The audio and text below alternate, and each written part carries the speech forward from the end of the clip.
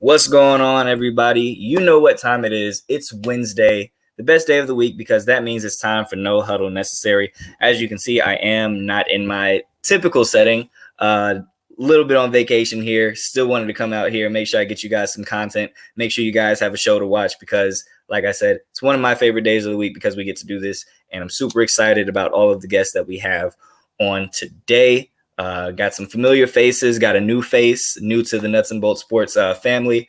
He's making his first appearance on here. We're going to introduce him here in a second. But let's go ahead and get into it. There's a whole bunch of stuff we got to talk about as far as the NFL goes. Maybe even talk a little bit about college football. There's a couple things that happened there that we got to get into. So let's go ahead and bring in our guests. First up, we have the prodigal son coming back, Mr. Thomas Brown. How you doing today? I'm doing all right. It's always a pleasure to be here and to do this thing. So I'm here to get this thing on and popping. Let's do it. Absolutely, absolutely. And, of course, we have another Nuts and Bolts Sports familiar, Mr. Chris Jordan. Chris, how you feeling? How you feeling? Doing great, man. Glad to be on the show again, once again. Third time. Come once again because it's a great show. I always bring the heat. I'm glad to be here. Absolutely. We love having you on. And like I said, the newest face to Nuts and Bolts Sports and making his debut on No Huddle Necessary, Mr. Kevin, how are you doing today, sir? Doing good, man. Appreciate you for having me on. Appreciate being here with you guys. Let's do it. I'm ready to rock. Absolutely. Like I said, we have a bunch of things to get into. So let's not mess around anymore. Let's just go ahead, jump right into it. First quarter's up right now.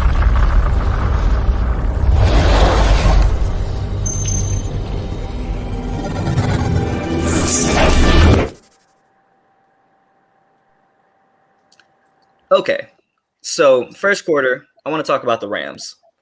And the Rams started off the season 7-1, looked really good. Matthew Stafford was in early conversation to win an MVP. Now they've lost 3 games. The Rams' problems fixable. You know, they've made all of these big splash moves. They went out, they traded for Von Miller, and then they brought in Odell Beckham Jr. Obviously, we know they've traded draft picks away and don't have a first round pick for like the next 5 years, right? They've done all of this to get these stars, and now they're kind of on a skid. Is this something to worry about with the Rams? Is this something that's fixable, or what? Thomas, we'll start with you. I'll be lying to you if I said I wasn't concerned, because I am. You're watching a Rams team right now that's just incredibly finesse. You watching teams like Arizona and Green Bay this past Sunday, where if you just punch them in the mouth by running the football, you got a chance to boat race them, which isn't good. Because that talks about how they are defensively, and usually we talk about them being easily in the top 5 in terms of every defensive category. But I'm going to talk about the offense because why not? And I don't know if anybody's catching on to this, but this is something I've been thinking about since the moment the season started. They missed Cam Akers, like big time. I know he was out before the season even began, before they had the win streak and everything, but they are missing the run game big time. They ranked 26 running the football, and I promise you, if Matthew Stafford throws another pick 6, I think we all might die. I'm just watching a team that has to have things to go their way in order for them to play a perfect game. And you can't play a perfect game in November. And we're going into December, January. It's the time of the season where, the phrase is to run the football and stop the run. I know the defense is capable of stopping the run, but in terms of them running the football, you see how ineffective they are at doing that. And I think that, along with the fact that even if they were to go into the playoffs, which is more likely, obviously, they're going to go against more complete teams like Tampa and Green Bay and Arizona and Dallas to a lesser degree, that they could run the football, and they can run the football very well. And they control time of possession that way. They can control the clock. And before you know it, all that passing that you wanted to do doesn't get you back in the game in time. So I just think that's something to be concerned about going into the playoff run, for sure. And that's a good point about, obviously this being that playoff push. They definitely are missing Cam Akers, but I still think they have serviceable running backs. It's weird, sure. This team, you have a defense, like I said, that has Aaron Donald and Von Miller, but this past weekend you don't get a sack. You're not generating pressure. That's not when you have those type of names. That's not just a personnel problem. It's at this point, it's scheme, it's coaching. Sean McVay, we've kind of all lauded him as boy wonder, and he had his great years and all that stuff. But Matthew Stafford throwing pick sixes, which I think if he throws another one next week will tie the record for most consecutive games with a pick six in it, which I think Matt Schaub was the one who said it a couple years ago. Absolutely.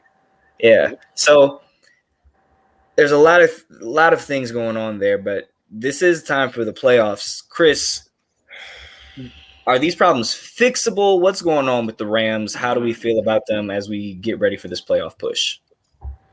I mean, the problems are definitely fixable, but I feel like right now the Rams have no identity right now. They're trying to find themselves and search for themselves, because I feel like with every team that wants to win a championship or anything, you have to go through the storm. You have to go through the hard time, the hardships. Now, this song back in the 80s is called Can You Stand in Rain by New Edition. Matthew Stafford, my question is this: can you stand the rain? Because right now he's going through adversity. Can he stand the rain right now? Because the past couple weeks, he struggled, 3 straight losses mentally. He came from Detroit.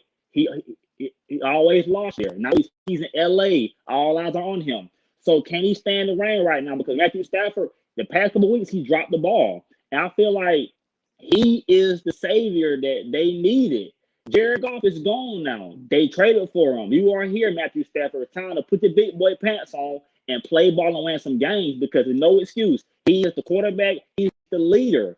And they paid a lot for this guy. And so I feel like Matthew Stafford has to just be a man, facing adversity, put his big boy pants on, and just play better. Because when playoff time comes, when the Buccaneers, you got the Cardinals, you got the Green Bay Packers, Matthew Stafford has to prove is he a great quarterback. And right now, he has not proved that yet. So my question is to him, can he stand the rain? Right now, he's drowning. So can he undrown and play better?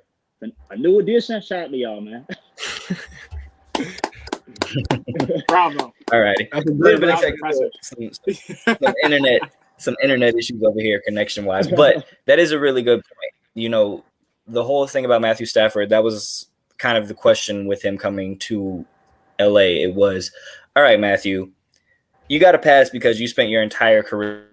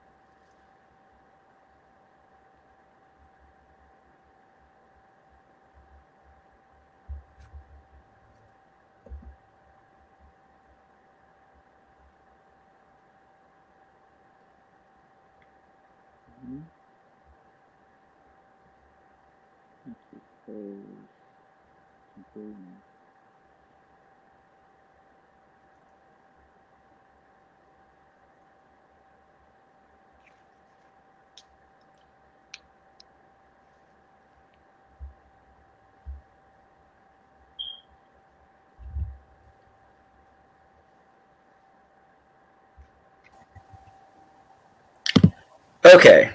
Okay. Sorry about that. Like I said, not in my usual setup here. I'm kind of doing this on the fly. So connection issues are a little bit bad right now. But we'll press on. As I was saying, though, that's a really good point about Matthew Stafford, right? Because the question always was it just because you were in Detroit? Or are you actually the problem, right? You're in Los Angeles now. You have a good team around you. You have what I believe everyone up to this point believes is a good coach in Sean McVay. What's it going to be? Were you really the problem, or were you just a victim of circumstance? Kev, how you feeling about the Rams as we're looking towards this playoff push? Man, so as the residential Rams fan on today's episode, I'm concerned, but I do think our problems are fixable. So I'm gonna go on a little bit of rant here. So if y'all ever feel like interrupting me, just let me know. But offensively, I'll say this: the biggest thing to me is kind of what Chris touched on, is that we're lacking identity, and also goes to what Thomas was saying too with the run game, is that with Jared Goff, we were very heavy in the play action, whether it was running the ball or throwing the ball. It's play action. You have multiple options, and that was very successful, right? And we get Stafford, and we go completely away from that. I think McVay got head over heels with himself because he got a competent quarterback that you trust and rely upon, that can throw the ball past 40, 50 yards and make plays. And he just completely went away from that. Like, he just sits in shotgun all day now. So I would like to see him get back to that, because if you guys watch the second half of that Titans game, we started off atrocious. Stafford had 2 picks, and that was pretty much the game. But that second half, we went to the play action, and it started to slowly but surely get us back into the game, even though, again, the game was over after he threw that second pick. But I just want us to get back to that. Like, with Stafford, I haven't even been disappointed with him, to be honest. I've been like, my only issues with him is that sometimes he holds onto the ball for too long, because I feel like he thinks he has to make a play every time. But I feel like people just need to remind him, like, this isn't Detroit. We don't need you to be Superman and put a cape on and try and, take us down the field and get us a game-winning drive every single game. Like, we have enough talent to where we can beat teams just off talent alone. You know what I'm saying? And so I think that's been an issue. And when it goes back to the running game, again, I just think that comes with play action. I think play action, the defense never knows what to expect, and the defense is always on their heels, and they don't know where to go. You know what I'm saying? I think that's a big issue. Like, do we miss Cam Akers? Of course. Cam Akers is a dog, but I also trust in Darrell Henderson, and I like the acquisition of getting, Sony Michel earlier in the season. So I think that was the issue. And then defensively, Dom, you touched on it. Like, it's all scheme. Like, I've been super, super disappointed with Raheem Morris. And I've never been the type of person to call for somebody's job, but I'm just looking at, like, I thought his job was going to be simple, because we had Brandon Staley last year, of course, who's the head coach of the Chargers now, and he had us as the top defense in the league last year. And so I just thought, as a coach, of course you have your own system and different things. Like, not every coach is the same, but to me, it was just as simple as going back and looking at the film from last year, because you pretty much have the same players, and honestly, you might have a better roster on defense. And so, with Leonard Floyd, Aaron Donald, Jalen Ramsey, Darius Williams, Von Miller now in the fold, like, a big thing too is that when we're going against these top receivers, Jalen Ramsey's not guarding them like he did last year. If you go back and look at the stats last year, like, all the top dog receivers that we faced last year, between Mike Evans, Amari Cooper, Devontae Adams, he did a pretty good job on last year. All of them, Terry McLaurin, he did a great job of shutting them down. D-Hop, he shut them down completely. I've never seen a DB shut down D-Hop like Jalen Ramsey did last year. Same thing with DK Metcalf.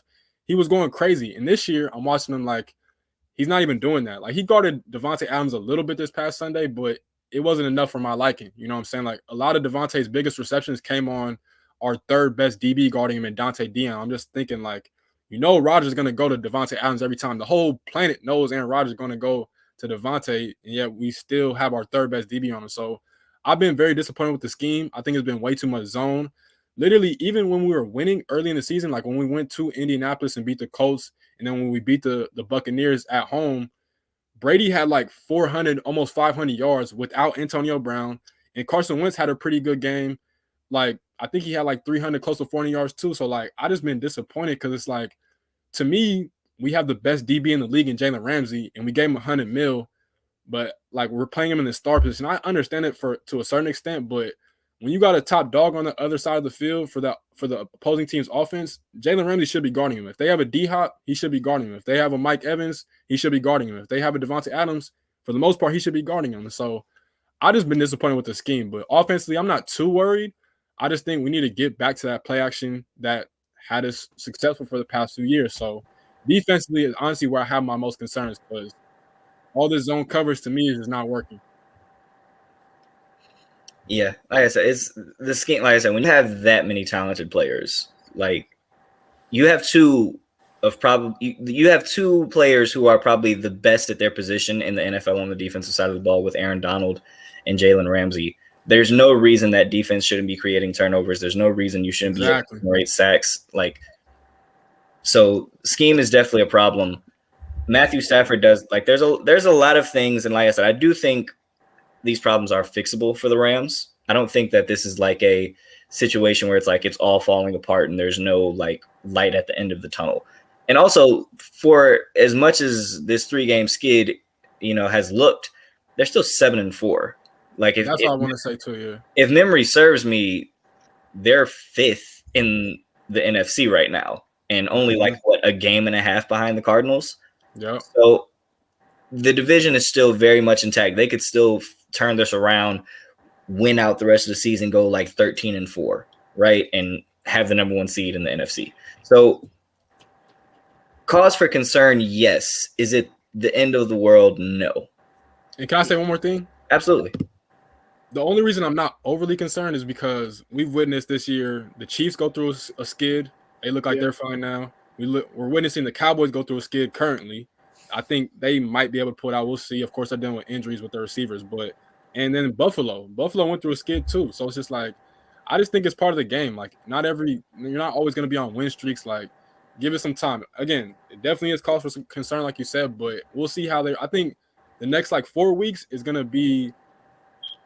It's going to be more of we're going to see where the Rams are really at compared to how we have been through the past 3 weeks with the losses. To me, in my opinion. Hey, Mama, say something too. Go ahead.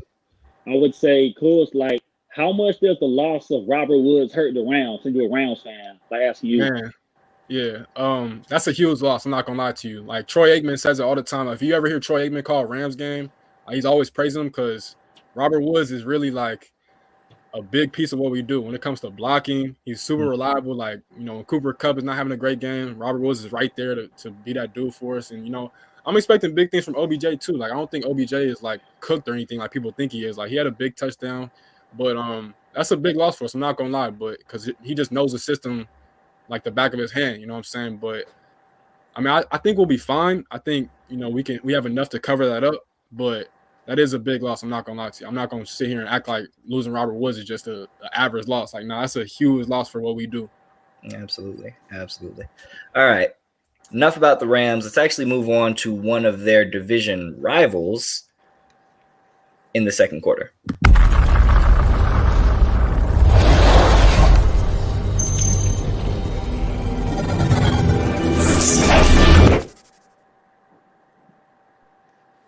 Alrighty. So one of, if not the biggest story of the offseason last year was all of the craze around Russell Wilson and him asking but not asking for a trade. Hey, I'm not asking for a trade, but if I were to ask for a trade, here are the places I would like to go.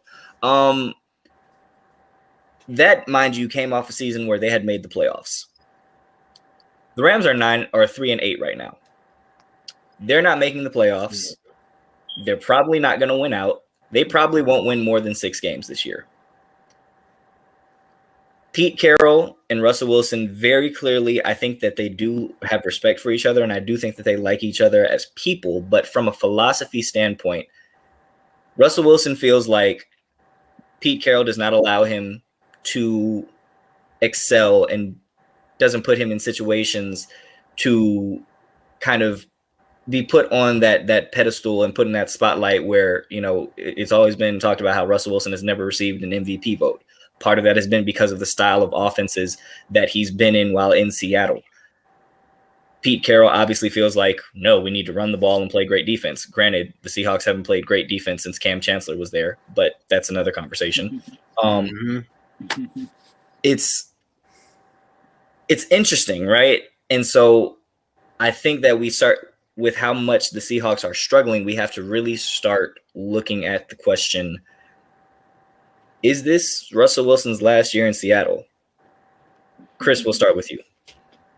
I got a couple of reasons. The first reason I'll say, sometimes when you're in a certain situation for a certain period of time, sometimes your heart is just not there no more. Kind of like a bad relationship. Being with a girl for a certain period of time, eventually you get tired of her ways, tired of the same old stuff, and eventually you move on. And so Russell Wilson, his heart's not there no more. And then, in the same time this year, he did get hurt. So he missed like about 3 or 4 games. So if he would never got hurt, what could have happened? We don't know that right now. I mean, that could have been like some win to the losses. And so Russell Wilson, like, he's a great quarterback, but he's just not happy there because he's in Seattle. They have not won in forever for a Super Bowl. And then the guy's emergency era. He needs a big market team. He wants to go to a team that needs a big market. And then if I was Wilson, I would go to these 3 teams maybe.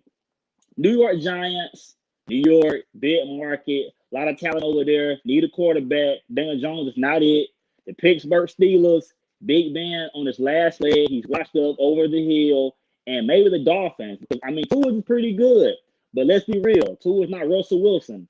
So I do believe he needs to go to a different team because sometimes being a man, you fresh start. Like new scenery, new people, new job, new money, just everything new. And right now, he's just tired of the same situation. So Russell Wilson should leave Seattle because he's not happy no more. And they're not winning no more because the Rams there, the Cardinals are just a team too. And so the situation he's in Seattle, it's just not going to happen. He's been there for like the past 10 years. And it's just time to go and move on. Yeah, it's so weird to see how quickly things can change, and I thought the fact that the Seahawks were even taking those calls last year was a big sign that for a quarterback who, in my opinion, is one of the 4 elite quarterbacks in the NFL, and to me might be the second best quarterback in the NFL, like behind only Patrick Mahomes, for you to even be taking calls on him, to me, is a huge indicator of how you feel moving forward with him.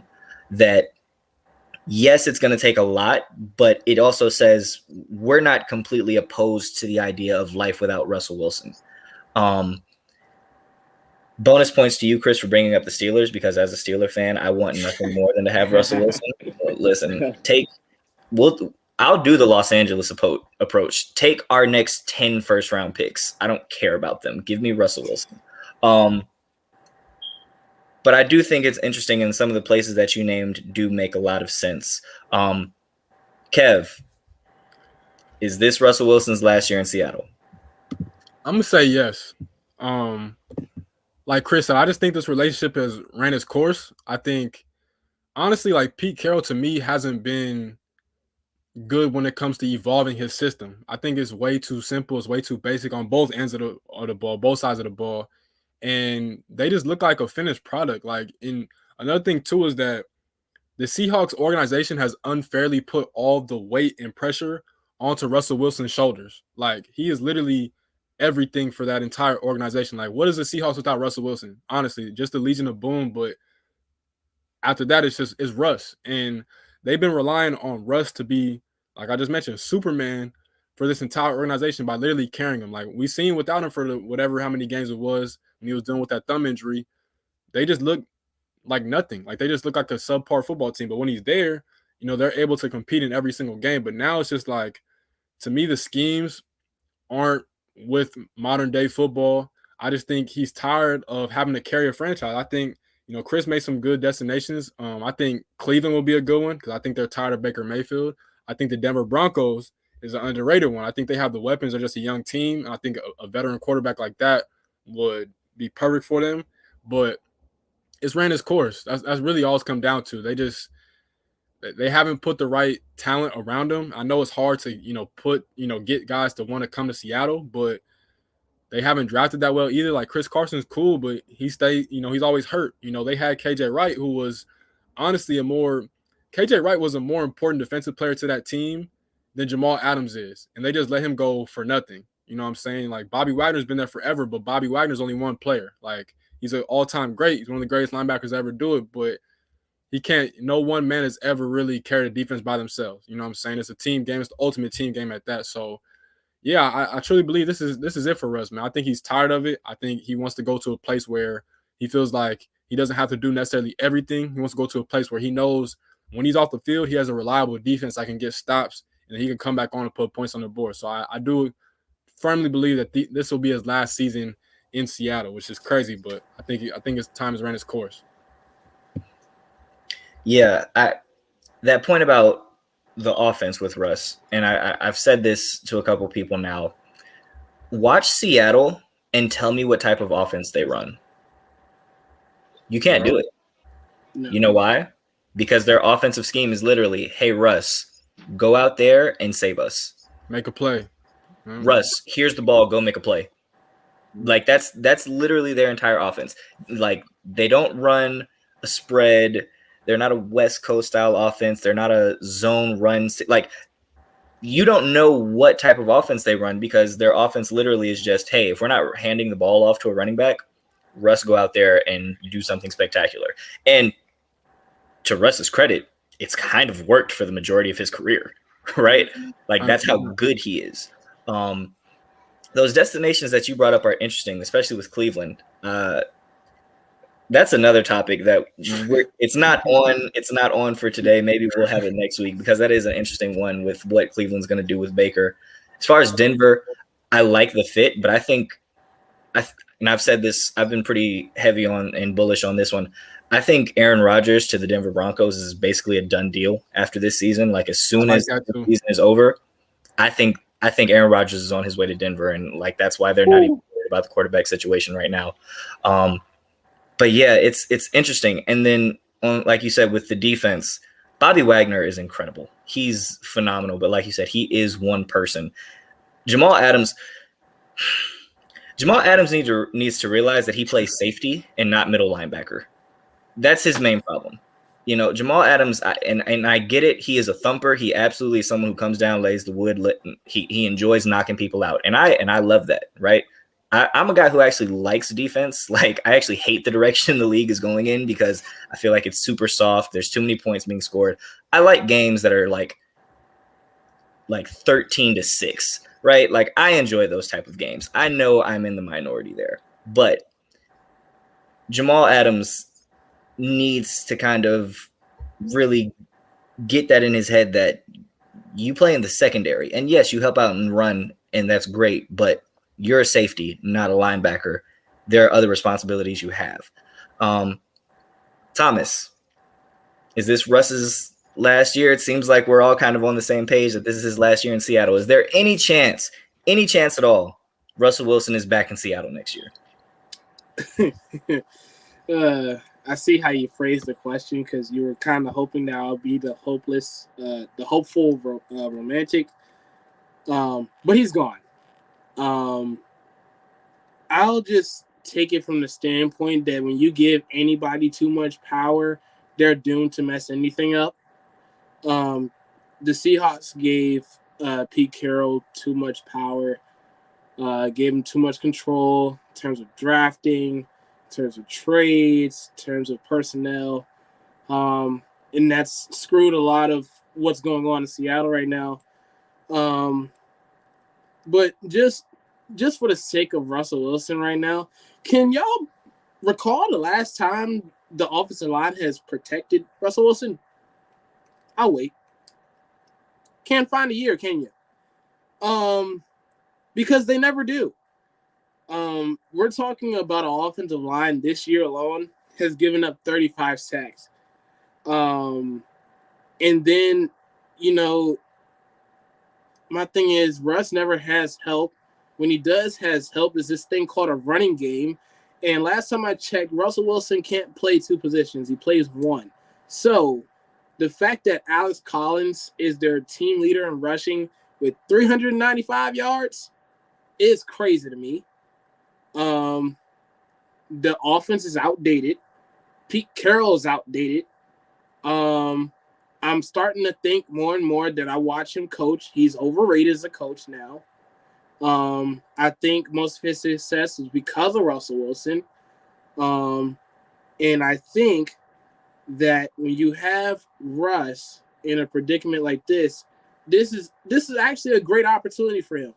he needed to see during that time off with his injury to see what life was like without Russ.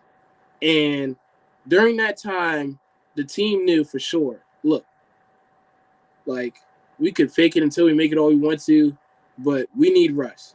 The thing is, you can need Russ all day long, but Russ doesn't need y'all. And so, since we're talking about teams that he would be a better fit in, boy. Off top of my head, I think the Saints would be nice. I think you get a returning Michael Thomas next year, Alvin Kamara, offensive line when healthy is top 5, top 10 at worst. Defense can win some games for you. Yeah, you might be in the same position, same division as Brady, but I think that there's a lot of guys on the roster that is in their prime that they can win now if they want to. They still have Sean Payton, which I still think is a top 5 head coach. Can't say it about Pete Carroll right now. And that's a team off the bat. I would also suggest Washington, as much as it would hate for me to have to deal with that twice a year as an Eagles fan. They're one quarterback away from being where they need to be in terms of making a huge, deep playoff run. All in all, I just think Russell Wilson needed this season to show that it's either him or the team just completely stops. It completely shuts down. And they proved them right. And so, regardless of whatever the relationship they had between him and Pete Carroll, it's probably cute for the cameras or whatever case may be. But again, with an offense that's outdated, you got an O-line that won't protect you, a running game that won't help you. You got a defense that can't stop a cold. You got a front office that has no problem giving up 2 first-round picks and a good starting safety for Jamal Adams, which is a trade I still can't accept just yet. I personally think that they're actually in a full rebuild mode. I think that Russell Wilson is not the only guy they should be looking at getting rid of, if they're being totally honest. I think they should look at getting rid of Bobby Wagner. I think if you could find a way to get some picks for Jamal Adams back, sure, why not? This team is not built to win anytime soon. It hasn't been for the last 2 years. They were lucky because of Russ to make it to the playoffs. Now they're showing that they really can't do it without him. So I think they just should completely blow it up all the way through. And, again, Russ doesn't need them. They need Russ. And that's just that. It's a fact. Very true. Like I said, what are the Seahawks without Russell Wilson? Nada. Not a good team. What is Russell Wilson without Seattle? Still Russell damn Wilson. Still Russell damn Wilson. Russell Wilson, married to Sierra. Exactly. Right. Yeah. Right. He can walk away from football right now and still have a really great life. It is unfortunate because I do think Russell does have love for this organization, right? I think he actually does embrace and enjoy being a Seahawk. We always see him with the Go Hawks after every single quote, after every single interview, after every single question. But I think, like you said, sometimes things run their course. And I just think that there's so much friction within this organization between him, offensive philosophy, like I said, the team's current status, just not being really a contender at all. I think this is the last year that we see Russ in Seattle. The team that Thomas brought up, which was New Orleans, is the one that I really have my eye on. I think you get Russell Wilson in New Orleans, and I actually think he would welcome the challenge of being in the same division as Brady. Russell Wilson has been vocal, or at least his team has been vocal about Russ wanting to be someone who's looked at as like one of the 5 greatest quarterbacks of all time. I think he would welcome that challenge of being in the same division as Brady. I think he's someone who, quite honestly, at this point in his career, is better than Brady. I think he can look Brady in the eye and not blink. I think that you give Sean Payton, Russell Wilson, there's no limit to what he can scheme up for that offense, especially with Alvin Kamara. I do think Michael Thomas is out of New Orleans, though, because I think that the fiasco that happened with them and this injury and there's some weird stuff between Michael Thomas and the Saints right now. You think so?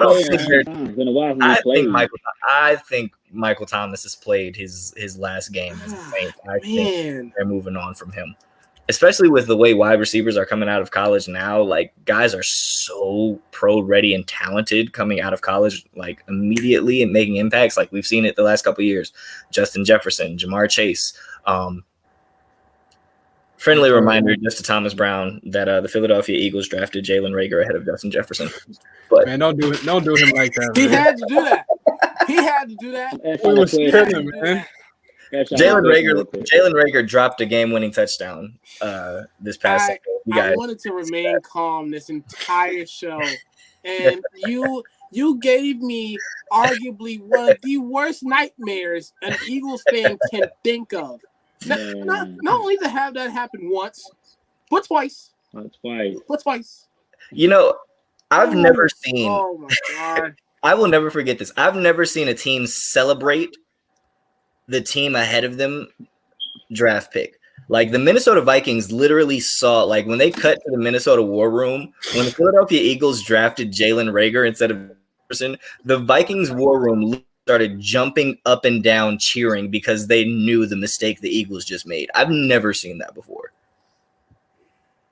But anywho, it's time for halftime. We're going to give Thomas a little bit of time to relax, cool down, and then we'll come back for the third quarter. We'll be back after these quick commercial breaks. The Team Nuts and Bolts Sports Store is officially open. Log on to www.teamnbsmerch.com and get your t-shirts, hoodies, polos, all sizes available. Once again, log on to teamnbsmerch.com. Get yours today.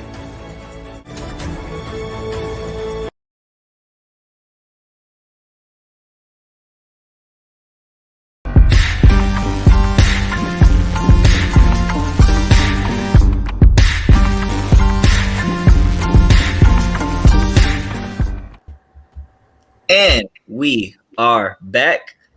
Thomas is still stewing over there. I had to have a little bit of fun with him. It's Hey, look at this though. You guys traded away Carson Wentz. It looks like you have your franchise quarterback in Jalen Hurts though. Silver lining. Oh boy. That's not me. I actually really like it. We're not going there, are we? I'm being 100% serious here. Like, I'm not even being facetious. I'm not trying to be funny. I genuinely believe in Jalen Hurts as a starting quarterback in the NFL. I think you guys have your franchise quarterback. Just get him another wide receiver because Jalen Reagor isn't worth a damn. But man, that's cold. I don't know, man. I don't know. I feel like you don't want to shade at him, man, because Jalen Hurts is a great talent, very athletic, but let's be realistic. No. He would never lead the Eagles to a Super Bowl. Let's be honest. Maybe in the play, I don't see that. I don't see it. Hey, listen, man. I've seen worse quarterbacks than Jalen Hurts make it to a Super Bowl. I've seen worse quarterbacks than Jalen Hurts make it to a Super Bowl. Listen, NFC is so stacked with the Bucs, the Cardinals, the Packers, the Rams, the Cowboys. You got it just stacked. I don't see them beating like those teams in NFC. Listen. I'm a Pittsburgh Steelers fan, but I am originally from Chicago. I have love for the Chicago Bears. The Chicago Bears. Don't do it.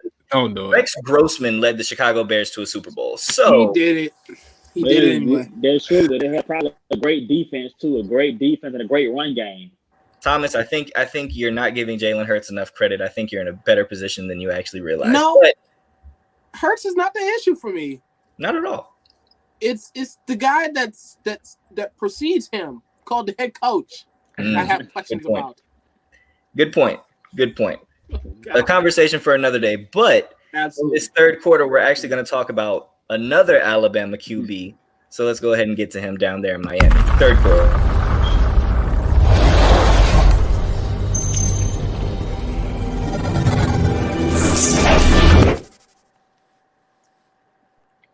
I'm gonna pat my back. I'm gonna give myself a pat on the back for that segue right there because that was awesome. But we talked about one Alabama quarterback briefly. Let's talk about the other one, Tua Tagovailoa, down in Miami. Now, I have been a huge supporter of Tua in Miami. I think that the way that the Dolphins, even though I do like Brian Flores a lot, and I think he is a really good head coach, I think that the Dolphins organization has botched the handling of this Tua situation. I mean, I can't remember a quarterback having to deal with this much adversity as far as just literally wondering whether or not a team wants him. Maybe like Josh Rosen in Arizona, but that situation was different because it was a whole new head coaching staff, like new coaching staff, new GM. Basically, all the people that believed in him were replaced, right? In Tua, it's the same people. It's the same GM, same coach. And basically, they've just kind of flirted with, hey, we don't really trust you, so we're going to put Ryan Fitzpatrick in games, when it's late or when we need some juice. And this entire offseason, it was, hey, we will gladly give up Tua if it means we can get Deshaun Watson. And then it was, oh, Tua's healthy enough to play, but he's not healthy enough to start, so we're going to have Jacoby Brissett out there. Now, it's time for Tua to have his moment because Tua, as of right now, has had back-to-back games where he's completed over 80% of his passes. He's actually currently second in the NFL in completion percentage and is actually playing very, very well. And don't look right now, but the Dolphins, who had lost like 7 games in a row, have now won 4 in a row. And their schedule moving forward is pretty weak. So I want to ask you all, 1, how do you feel about Tua? And 2, do the Dolphins have a chance of making it to the playoffs? Kev, we'll start with you.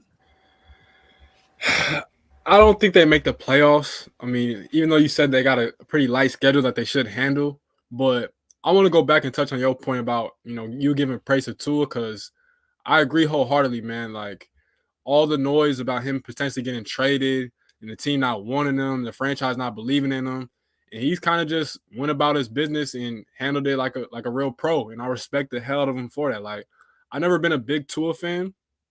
I think most of that was just because they were so quick to compare him to Russell Wilson. I just think that's kind of disrespectful to Russ. But Tua's good. I think Tua's good. I think he's finally getting comfortable within his offense. I think they've done a good job of running the ball. Jalen Waddle has really come alive in recent weeks. The defense that they invested big money in between Byron Jones and Xavier Howard is finally living up to the hype because, last year all we heard about was the Dolphins defense and how Xavier Howard was the best DB in the league.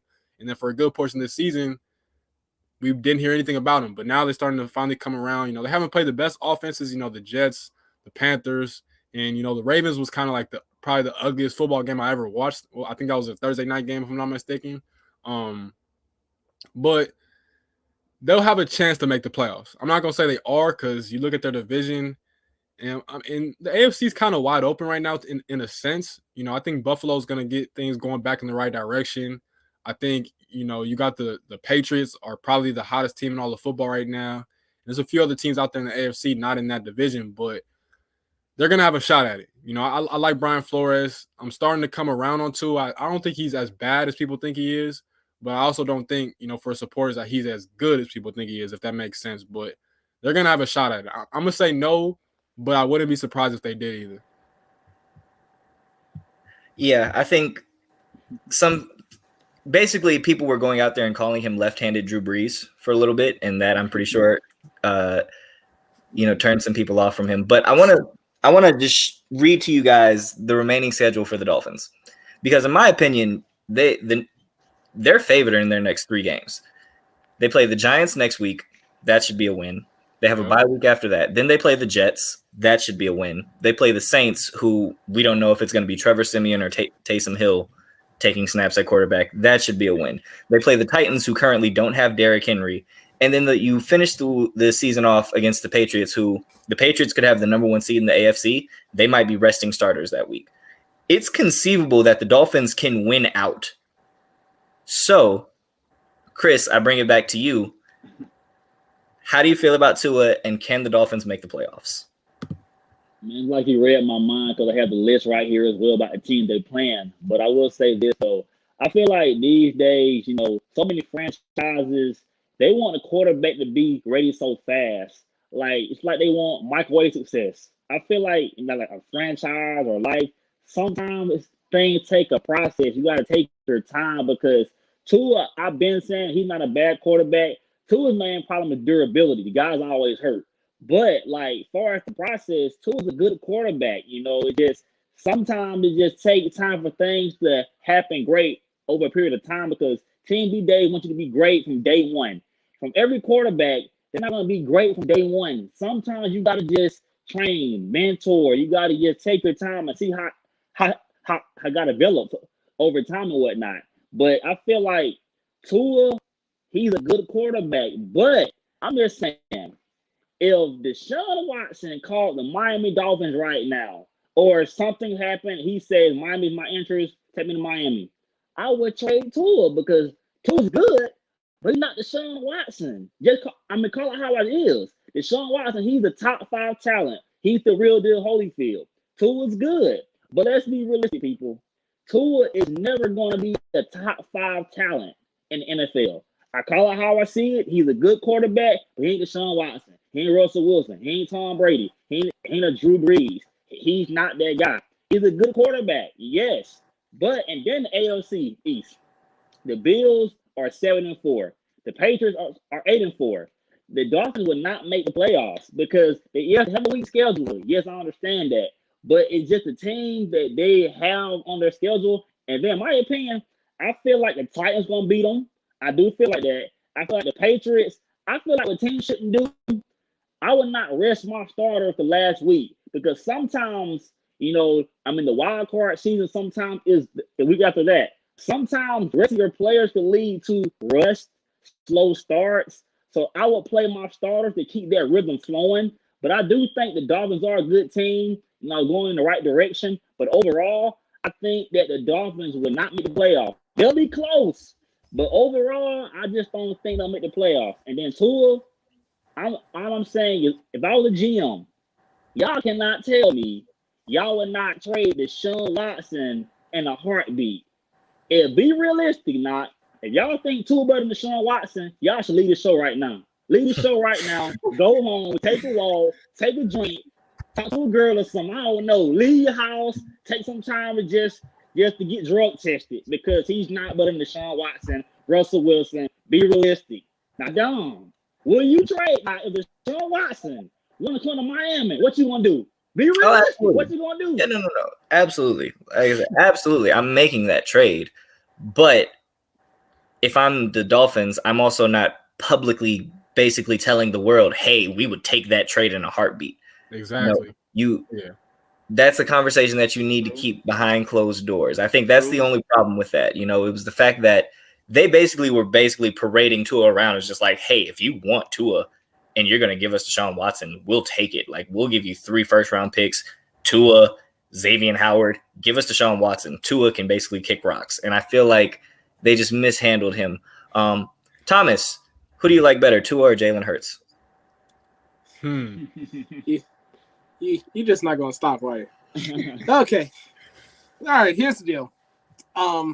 First, Chris, I'm not going to leave my house because it's cold outside, 1. 2, I don't think that he's better than Deshaun, but I would be I want to keep this a PG-rated show for the kids, but I would be mistaken to think that he is not doing a great job as the Miami Dolphins quarterback right now. Is it possible for them to make the playoffs? Yes, but they're not because of their schedule, but all the teams they have to climb up to get to 7. You have teams like Cleveland, not sure if they're done yet. Pittsburgh, I'm not sure if they're done yet. Colts, I'm not sure if they're done yet. They went tit for tat with Tom Brady this past weekend. I'm not sure about them. Broncos, one moment you think that they're over, the next thing you know, they get a sneaky win. Then it's 2 wins. You never know with Denver. So I'm not sure about them. The Raiders, the same thing. You just don't know. One moment you'd be like, don't trust Derek Carr. I don't trust the defense. And then they drop 45. It's like you have moments like this past weekend where it's like, well, they're not ready to make the playoffs this year. And then you have wins against Dallas that's like, wow, like the Raiders are legit, like for sure. I'm not sure about them. Then you got the Chargers. As inconsistent as they have been, I still think that if you have Justin Herbert, you have a chance. So that already is a solid 5 teams that they would have to get past to get to 7 and to stay at 7, which I just think is very less likely. To me, right?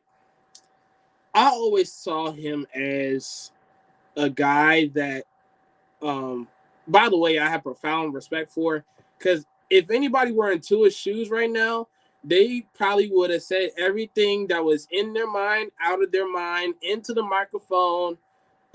Everybody would have heard it. It would have leaked out somewhere, some way, somehow. He's carried everything the best way he's possibly can. I'm proud of the guy. He doesn't have to do what he's doing, but he's doing it the best way he possibly can. And I commend him for that. I think that's fantastic. The fact that he is completing 80% of his passes, I think that eliminates one of the knocks on him that, he can't be an accurate passer, because he's done that. Check. The defense is playing well, sure, but they're playing against the Jets. Like, come on. Like, let's be realistic with that. The defense is playing well when it needs to, right? But it's teams like Miami that makes you go back to teams like the Rams, because when you need to play against a good team, you don't. I always say this, in the regular season, you don't need to win, but you need to send a message to the league that we have an opportunity on any given Sunday to win. So that way when the postseason comes around, it's any given team, any given Sunday that can win that game. And so with Miami, however, they're so inconsistent that not only did they lose 7 straight, they just woke up and won 4 straight. You never know what you're going to get with Miami. And with Tua, my problem with him wasn't with his talent. I think that if you put him in the right situation, the right pieces around him, you see how he's doing with Jalen Waddle and Mike Gesicki, he could win you some games. He could be accurate with the football. It's just, my question was always his durability. The man can't stay healthy to save his life. One moment it's his hip. Next thing you know, it might be his head. He wasn't able to start against the Ravens. Then he was able to play. Then he was playing with one hand. And it's like, you don't get any consistency with health with Tua. But with that being said, obviously, if I was a GM, you'd never, if Deshaun Watson sat out there and called me and was like, hey, look, I want to go to Miami. Of course you want to take that opportunity, but it doesn't negate the fact that Tua may have an opportunity to show you some things as well. And I think with that, you have to take everything into consideration. So to answer your question, all in all, Jalen Hurts has Tua, by the way. And I think Tua is doing a great job, but it won't be enough to wheel them into the playoffs. I just think they broke the camel's back, losing too many times. And I don't think it's enough to surpass all the teams that they have to get in front of in order to get to that last spot in the AFC. I think that's fair. I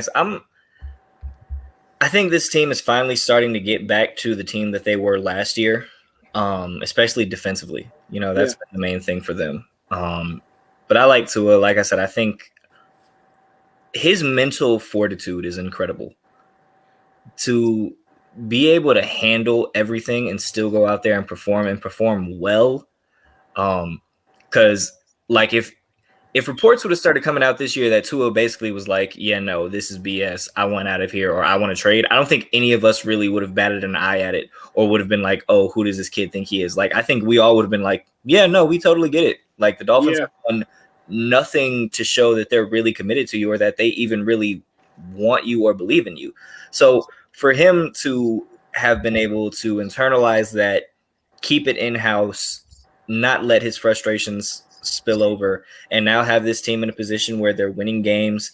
And like I said, we've seen stranger things happen, possibly make it to the playoffs after everything they've been through, is incredible and is a testament to not just as a quarterback, but as a leader, as a person in that locker room. Let's stop the Tua slander, man. That's all I got to say. I'm a believer in Tua. I'm a believer in Tua. I think he's going to be a really, really good quarterback in the NFL. Listen, Miami Dolphins, you guys haven't seen a good quarterback since Dan Marino. Let's not ruin Tua 6 years into his career, okay? Let's give the guy a chance, okay? I'm saying the same thing to Cleveland, by the way. Absolutely. That's why, again, we're gonna have that conversation probably next week because that is an interesting one. Cleveland, you guys haven't had a good quarterback since forever. A long time. Oh, anybody? Can we find him? Who? Bernie Kosar? Oh my God. Maybe. I don't even know what that is. Exactly. Right. Well before any of us were born. Well before any of us were born. But like, I just think that you have to give guys the opportunity. Right. And I feel like Tua hasn't really been given the opportunity. I think he's starting to prove that he deserves that opportunity now. And like I said, man, I'm not counting the Dolphins out, is what I'll say. But it's time for us to get into the fourth quarter. We're going to talk about a little bit of college football, actually. So go ahead and throw up your fours. It's time for the fourth quarter.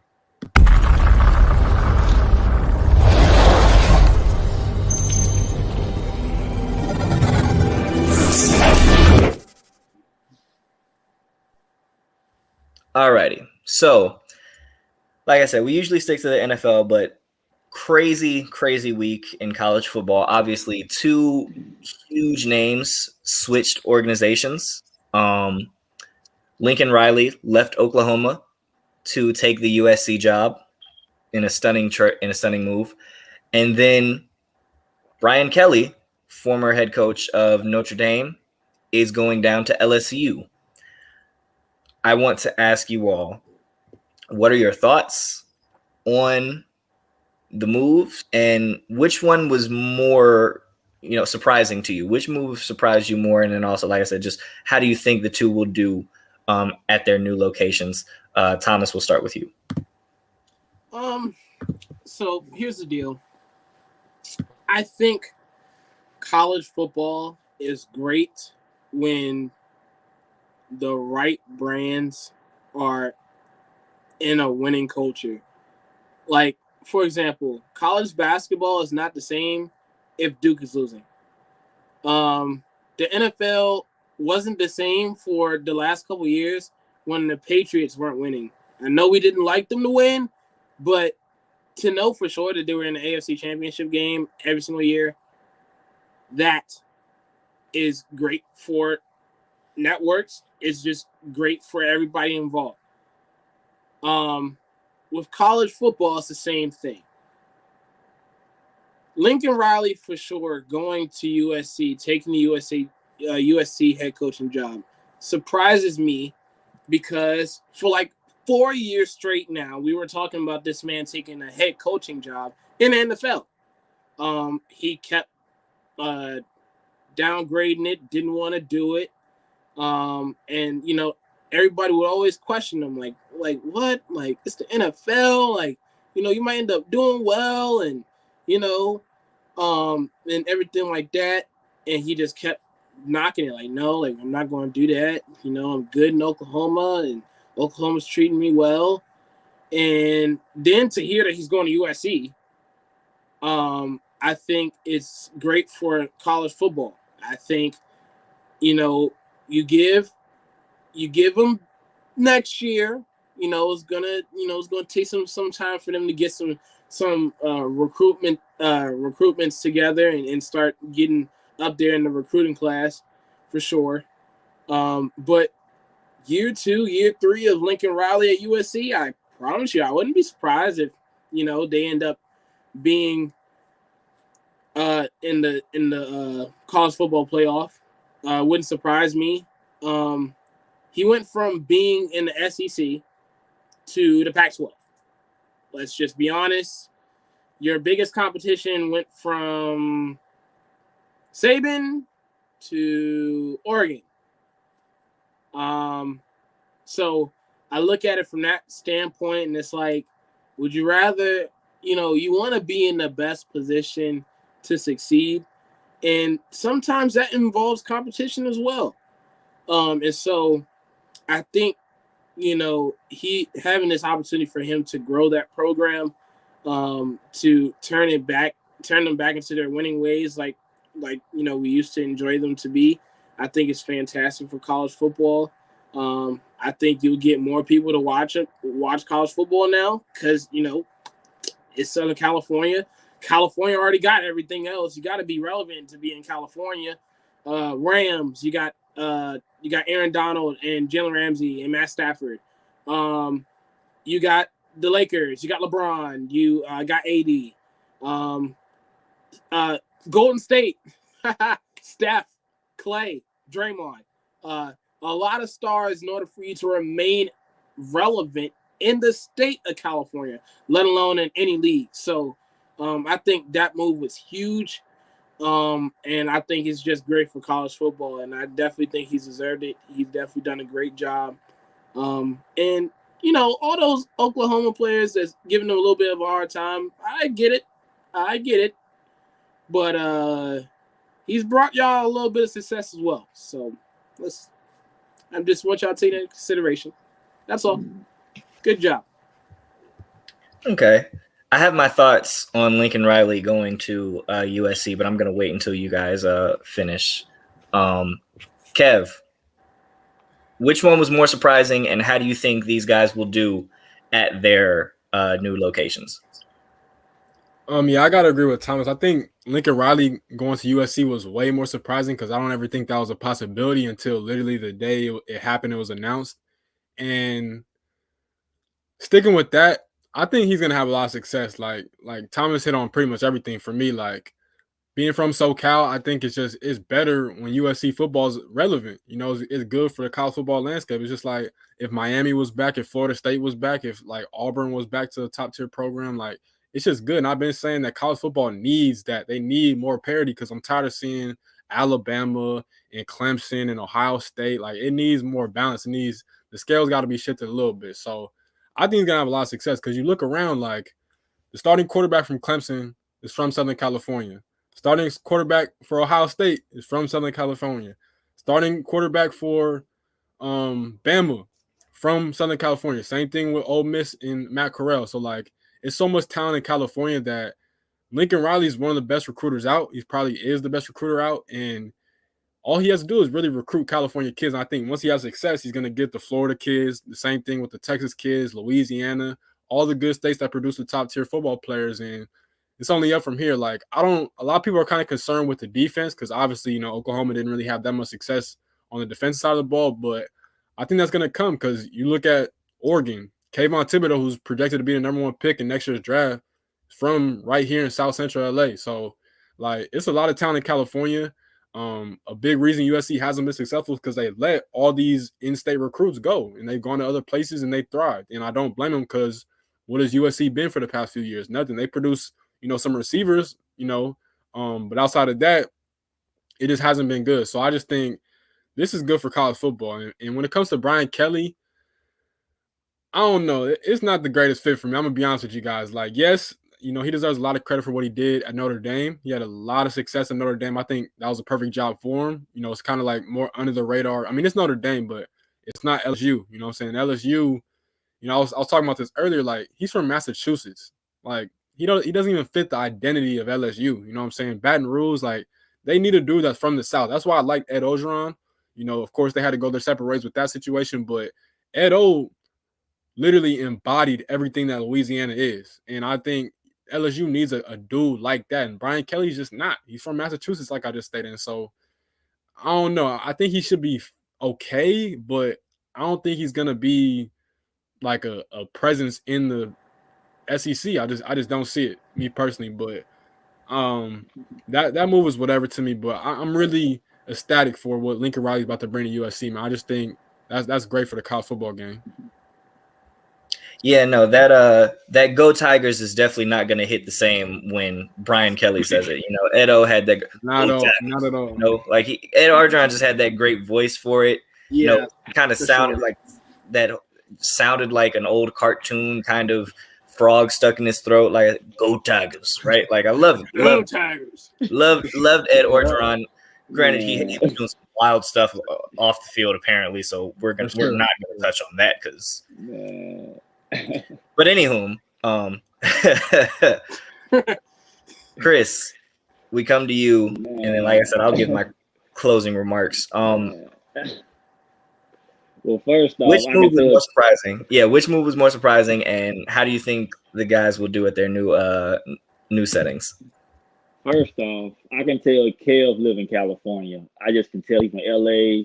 I can tell already because And second of all, I think Lincoln Riley, he kind of surprised a lot of people because, Oklahoma, great situation, winning every single year, great coach, great offense, a lot of appearances back-to-back years, a great coach. But sometimes in life, man, you want to be challenged more, a change, something different. And USC hasn't been very good since years. Like growing up, Reggie Bush, Lindell White, Matt Weiner, fun to watch, Dynasty.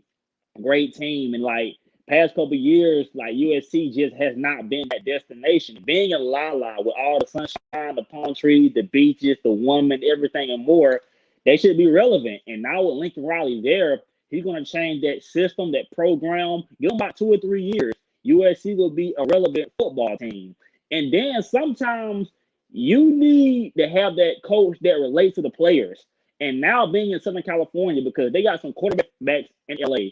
I mean, for state California, like they just have some great quarterbacks, and I feel like with his embodiment, what he's done with Oklahoma, he fits them perfect.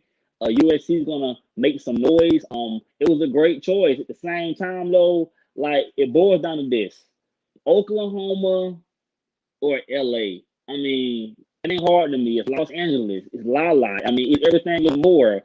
And with Brian Kelly, I mean. Like Kel said, guy from Massachusetts. Me being from Georgia, being from the southern guy, I'm from the South. Ed Orgeron, he just fitted LSU with the way he talked, his swagger, how he talked to the fans, the players. Brian Kelly came from Notre Dame, up north, not really seem like a guy that has no swagger, no touch. Now he's in the SEC. And I feel like he's gonna struggle more because it's very tough in the SEC, but with Lincoln Riley, he's in USC, man. He is in La, and he's going to attract players to come play with him.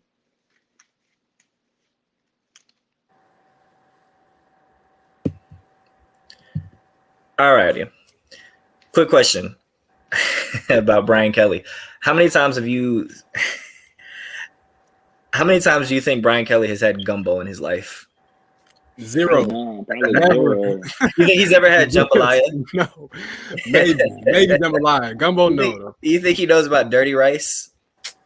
Crawfish etouffee? Hey, I ain't never been to Indiana in my life. No, we're not doing this. We're not doing this. I'm just asking. Do y'all think he's ever had a shrimp po' boy? No. Probably not. Maybe from Massachusetts. Here's my thing. I didn't bring up Brian Kelly because his pathway to success is going to take a lot longer than Lincoln Riley. Definitely.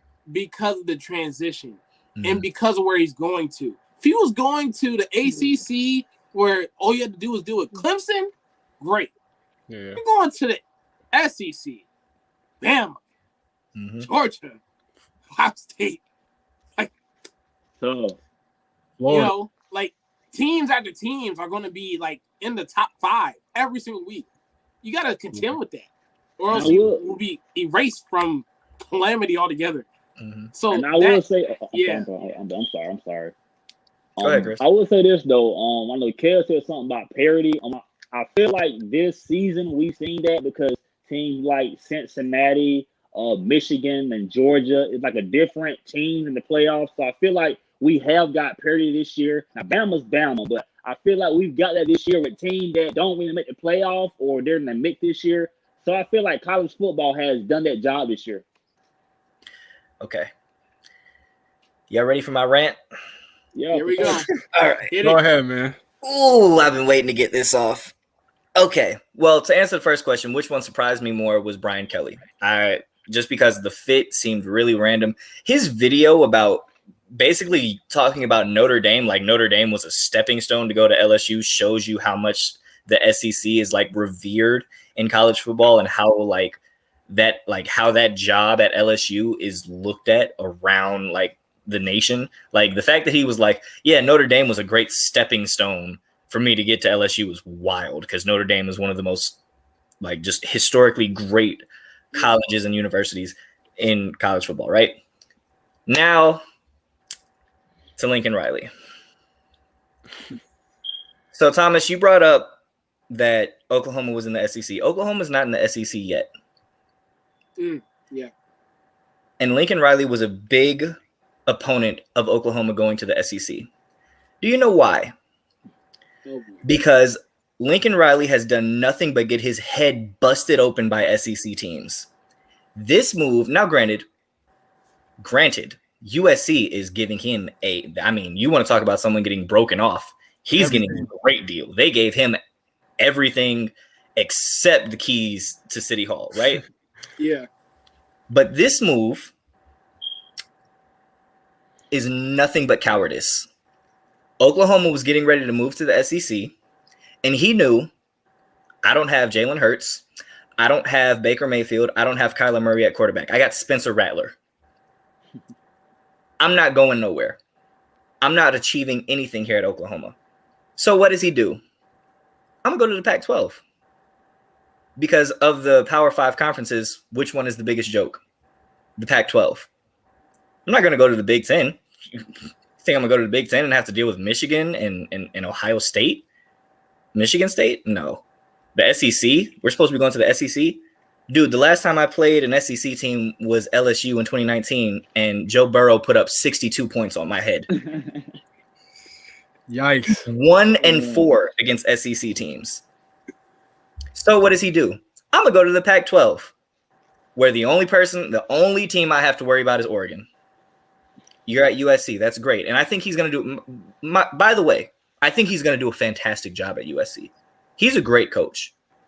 I think he's going to do what many coaches there could not, which is keep all of that in-house talent at USC.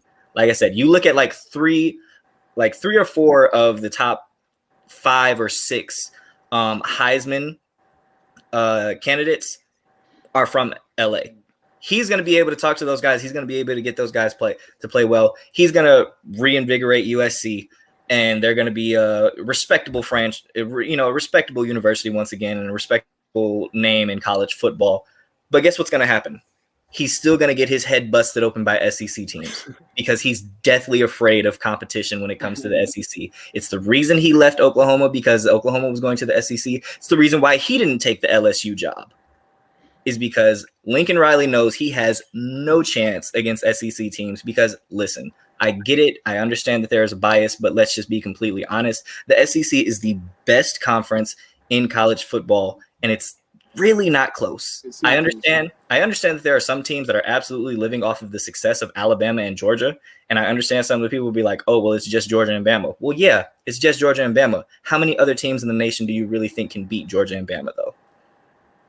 Georgia and Bama would run through your entire conference. The SEC is different, point blank period. And Lincoln Riley wanted no business of it. There we go. I'm done. I mean, I'm not mad at it. I also look at it too that you just imagine as a coach though trying to revitalize a program like USC. Like that's a big opportunity. You know what I'm saying? It like, is. Like you said, you revere jobs like that, and also too like just one point like kind of off topic when it comes to them NIL deals. it's a way better market in LA than any other place Absolutely. to go get the bag. So like, You- I mean, he gonna get the recruits. I think, like I mentioned a little bit earlier, it's gonna be key about him putting together that defense because he pretty much brought his entire coaching staff over from Oklahoma, Mhm. and that defense was not good ever. Like they had players, but they Yeah. were never a unit. You know what I'm saying? Right. And that Right. needs to change. And so, I mean, I can't really disagree with you on him running away from the smoke. Like he really did, but I can't be mad at him for leaving Norman, Oklahoma to come to Hermosa Beach, California. Oh yeah, no. Listen, absolutely. The change of zip code, I don't judge you for that at all. Yeah, for sure. No. Who wants to live in Oklahoma? Nobody. Yeah, Put me in Cali. Put me in Cali. Absolutely. But like I say, revitalizing a great LSU outside of their 2019 championship. LSU ain't been worth nothing really the last decade. You could have went to LSU in the SEC and revitalized it. Imagine how that would have been. And you're in New Orleans, great city. But no, he wants no part of the SEC. But that's enough of my rant. It's time to announce a winner. Great show today, guys. Great show. I was able to get some stuff off my chest. Was able to have some fun. We had a good. This was a good episode. This is a good episode, guys. Good job. Good job. But like I said, it's time to announce a winner. It's what we do this for. Let's go ahead.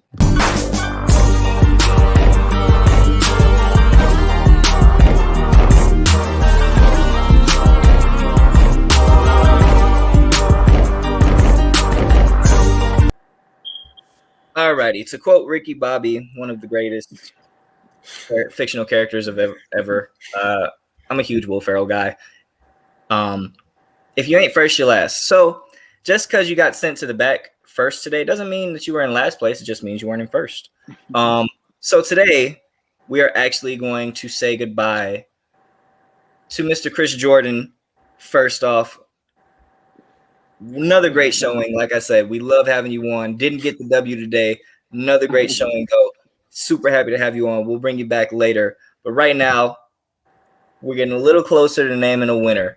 And we have the prodigal son and the newcomer. Both of you were really good today. Both of you made really good points. And Thomas, you know, I picked on you a lot today. And you know what? It's not going to stop because Kev's going to get the win. We're going to send Thomas to the back. Man. Kev, you are the winner. Great show. You come, get a W, first time on the show. And now FaceTime is yours. You deserve it, my brother. Enjoy it. I appreciate you guys for having me on today, man. It's an honor. Definitely want to do this again. It's been a couple weeks in the making. Shout out to Chris. Shout out to Thomas. Excellent show. Shout out to Don. Shout out to Nelson Bowl Sports, man. I appreciate you guys for having me. It was dope to talk football today. Nice and quick. You know, hey, listen, man. It's your FaceTime. I'm not going to tell you how to use it. I'm not going to tell you how to use it at all. But like I said, I want to thank you all so much for coming on the show. Like I said, we always have a good time. But you all are the one that makes this show special. You all are the one that, you know, really bring the insight. I just get to sit here and crack jokes and pick winners and losers. So my job's pretty easy. You guys are the one, like I said, you guys are the real draw for the show. So thank you so much for coming on. Gonna go ahead. Kev, you are our winner today. So we're going to go ahead, give you a little quick FaceTime here. Let the people know where they can find you at, stuff that you got going on, all that good stuff. Yeah, my ad is on the screen on Twitter at EasyMoneyKev7. You follow me. I'm a college basketball writer for Nuts and Bolts Sports. I haven't dropped the article yet for this season, but trust me, I will. It's coming. I've just been kind of busy, but I got my own podcast called the Kevo Bands Hoops Podcast that goes from high school basketball to college basketball to the NBA. And you can find me anywhere, man. Again, my Twitter, I follow back. You follow me, I follow back. So again, I appreciate you guys for having me on. Shout out to Nuts and Bolts Sports as always. Absolutely. We thank you for coming on. And like I said, congrats on the win. Hope to have you on the show at some point in the season. All right. Next up, Mr. Chris Jordan.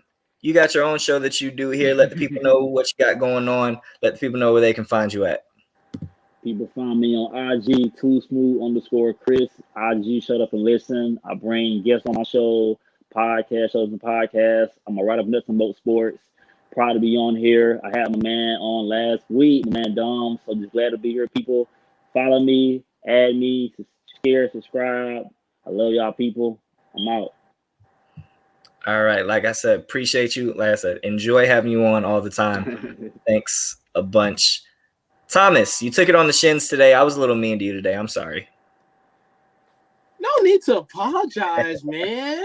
I mean, we're both in struggling territories in the state of Pennsylvania. It's all That's good. very true. It's very true. We tied the Lions this year, so I can't talk trash. But Thomas, the tortured Eagle fan, let us know what you got going on over here and where the people can find you at. All right, guys, I'm gonna keep it a bean because y'all know I gotta be honest with y'all as always. I am a little bit busy and try to find time to do this as often as I possibly can. So I'll try to dink in as often as I possibly can. You might catch me on a couple podcasts or two. So you can follow me on Twitter and Instagram, underscore for Instagram for sure. I just looked it up before the show started. Underscore terrific Tom. You'll find my face on it. On Twitter, it's underscore terrific Tom. I'm much more active on Instagram. You'll find me on there. We can talk some sports, have some fun. I love the interaction with you guys. So, the more the better. You follow me, I follow you back. And, I'll reach to you when I can, and we'll spark up some new. All right. Like I said, appreciate you so much for being on the show. Always a pleasure having you. Thank you so much. We'll see you next time. Thank you all for watching. Like I said, I enjoy doing this. My favorite time of the week. Shout out to our guests. Like I said, they're the ones who make the show special. I just get to sit here and have fun, really. My job is easy because of them. So thank you. Thank you again to all our guests. Make sure you guys check out everything that they're doing. And make sure you check out No Huddle Necessary again next week, and everything else that we have going on at Nuts and Bolts Sports. You can check us at nutsandboltsports.com, as well as Nuts and Bolts Sports on YouTube. Check out everything we got going on there. Follow all of the channels. Follow us on Twitter, all that good stuff, all the social medias. We got it pretty much everything covered. But thank you once again. I'm Dominic Choroski. This has been No Huddle Necessary. Make sure you check us out next week, same time, 8 p.m. for even better conversations, some more faces, and some good laughs. As always, thank you so much. I'll see you next time. Peace.